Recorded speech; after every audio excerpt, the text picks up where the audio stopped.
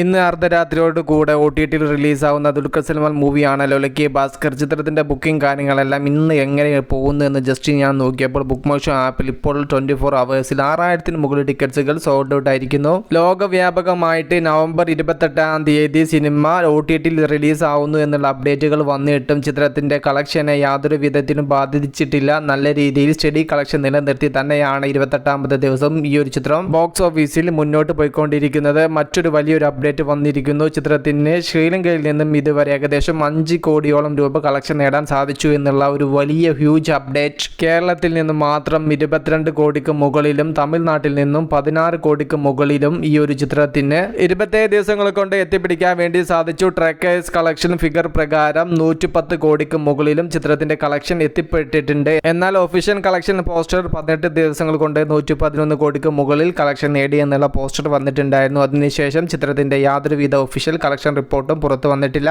ചിത്രം OTT release ആയതിനു ശേഷം ചിത്രത്തിന്റെ ടോട്ടൽ ഫൈനൽ കളക്ഷന്റെ ഒരു ഒഫീഷ്യൽ പോസ്റ്റർ നമ്മൾ DQന്റെ ഭാഗത്ത് നിന്നും പ്രതീക്ഷിക്കുന്നുണ്ട്. ഫൈനലി ചിത്രത്തിന്റെ ഒഫീഷ്യൽ കളക്ഷൻ എവിടെ ചെന്ന് എത്തിയിട്ടുണ്ടാകും എന്ന് നിങ്ങൾക്ക് എന്തെങ്കിലും ധാരണ ഉണ്ടെങ്കിൽ ജസ്റ്റ് ഒന്ന് കമന്റ് ആയിട്ട് രേഖപ്പെടുത്തുക. മൂവി പ്ലസ് മീഡിയ, ഞാൻ ജിനുജിനാസ്.